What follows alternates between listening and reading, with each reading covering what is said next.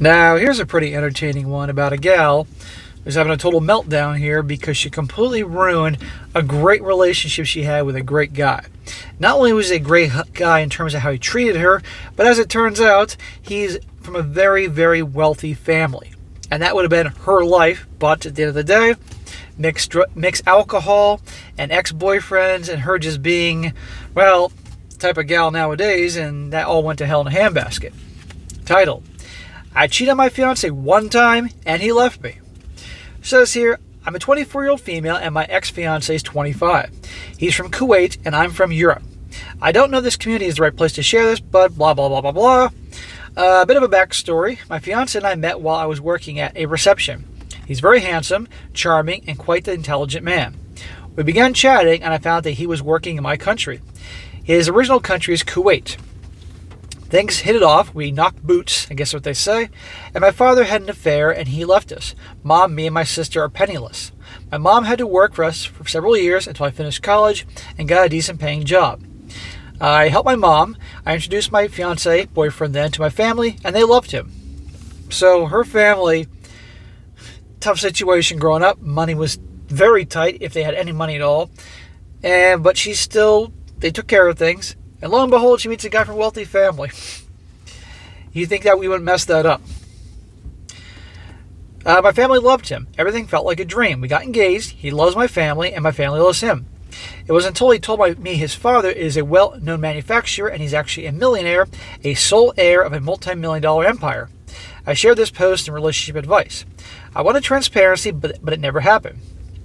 We sorted things out, and that's when he apologized.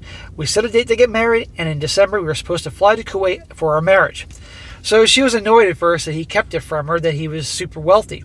And it was probably like a coming to America type of scenario, that he didn't want to reveal that because he wanted her to actually like and care for him. But then again, you would think in the age of social media, or Google, she could just Google his name and then see a connection. But fair enough. Before that, we arranged a party. I grew up with lots of friends and family from my mom's side who helped us. There I found out that my best friend, a 22-year-old, had a crush on me for years. We talked for a bit, and he asked me to ditch my fiancé for him. He began telling me the difference between me and my fiancé. He's Kuwaiti and Muslim. My fiancé was not there due to an urgent meeting. My friends and I got drunk, and it ended up with me sleeping with my best friend on our bed, and everyone left. That's all it took.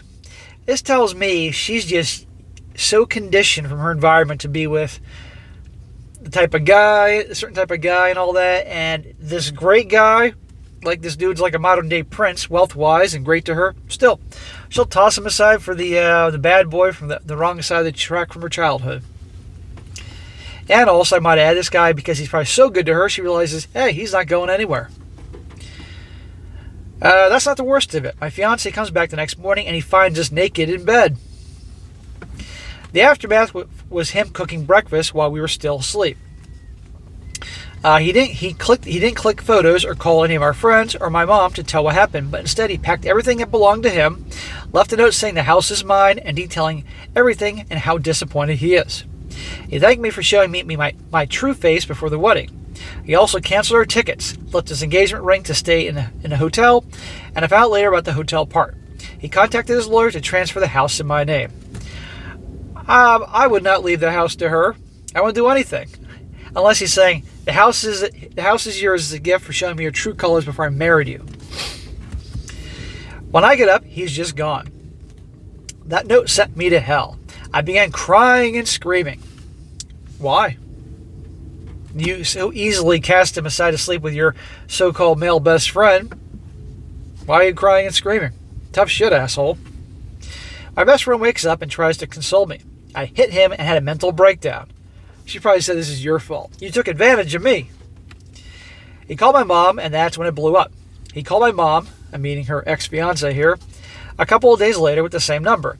We tried calling that multiple times, but he never picked up. We thought he left. My mom was surprised to see that number. He told my mom everything. The wedding is off. He was on his way to the airport.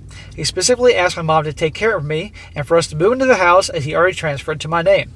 He made a single request, to never ever contact him again. I tried to talk to his sister, but she blocked me, and I never had the chance to apologize. Big deal.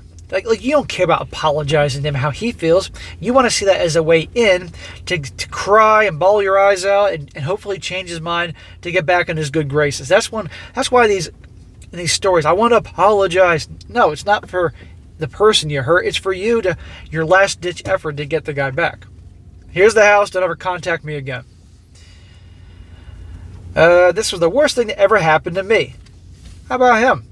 You brought this on to yourself. Don't tell me the worst thing that happened to you. You chose to get drunk. You chose to do that. I don't want to hear excuses. I moved out and moved in with my mom. We never stepped inside the house again. For once, I wish I could just apologize to him. He's blocked me on everything, changed every password, and never even tried to reach out. This is my story. My biggest regret is I never got the chance to apologize and tell him how sorry I am. I feel like I don't even deserve it because of what I did. Yeah, boo-hoo. Nobody feels bad. So there you go. Yeah, another situation, and this is in Europe, but still not here in the U.S., but the same crap happens wherever you are around the world. What's great about these stories is culture, religion, socioeconomic background, education, men are men, women are women, and the same bullshit happens around the world. This is why these stories are great. They should be shared with everybody, every culture, to show you what people are like, to help you. Because sadly, there's a lot of just naive people out there that don't know human nature, don't know reality. So again, another jackass that ruined a great thing. And this guy, I think the Lord at least dodged a big one. And she'll be regretting this her whole life and crying about it. But she made the choice. Made your bed, you lie in it. End of story.